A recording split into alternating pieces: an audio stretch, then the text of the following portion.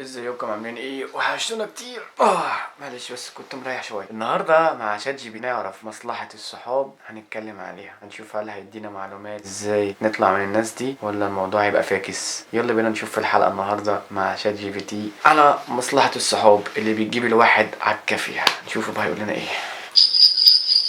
صباح الخير، عامل ايه؟ صباح النور، انا تمام. انت عامل ايه؟ انا زي الزفت، لسه صاحي من النوم على خبر ابن جزمة عايز اقول لك عليه. يا ترى ايه الخبر اللي مزعلك؟ ممكن اسمعه؟ عايز اتكلم عن الصحاب المصلحة. اهلا بيك. طيب لو في حاجه حابب تحكيها او تتكلم عنها انا هنا. بقول لك الصحاب المصلحة. تمام، مستني اشوف ايه الجديد. صحاب المصلحة عارفهم؟ هل تقصد صحاب المصلحه في سياق معين زي في العمل او مشروع معين؟ في العمل مثلا، في الشغل. صحاب المصلحه في العمل هم الاشخاص او المجموعات اللي لهم علاقه مباشره او غير مباشره بالعمل او المشروع.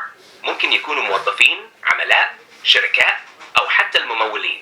كل واحد منهم له اهتمامات او اهداف تتاثر بالقرارات اللي بتتخذ في المشروع او الشغل. هل كنت تفكر في كيفيه التعامل مع صحاب المصلحه في مشروعك؟ هو مش ده القصد عامة، بس خلينا في الموضوع ده. انا قصدي على الصحاب المصلحة اللي هم مصاحبينك عشان مصلحة، مصاحبينك عشان خاطر الشغل، حاجات زي دي. ودي المشكلة للأسف، أنا دول عندي منهم أكتر من حوالي 50 واحد.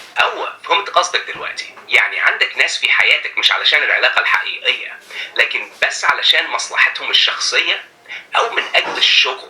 ده فعلا موضوع محبط، خاصة لما تلاقي نفسك محاط بأشخاص مش صادقين في علاقاتهم معاك. هل فكرت في كيفية التعامل مع النوع ده من الصحاب؟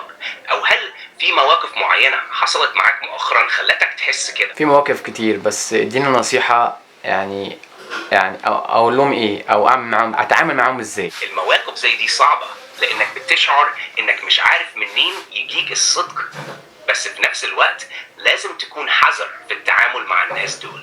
اول حاجة، حاول تظل واضح وصريح في تعاملاتك، لكن في نفس الوقت خلي عندك حدود.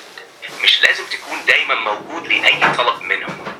حاول توازن بين تقديم المساعدة والحفاظ على مساحتك الشخصية.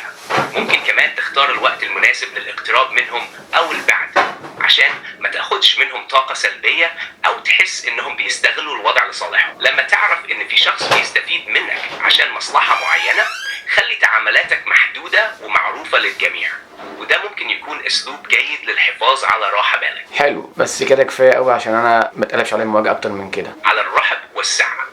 لو حابب تكمل في أي موضوع أنا هنا. هبقى اتكلم معاك في موضوع تاني، عشان انا بصراحة اتقفلت من موضوع صحاب المصلحة ده نهائيا عشان بتقلب عليه المواجع. ممنون ليك. عايزك تقول كلمة شكر للمتابعين، تشكرهم على ان هم بيتابعونا في الفيديوهات، بيعملوا لنا لايكات. دايما متشكرين للمتابعين. شكرا ليك. You're welcome.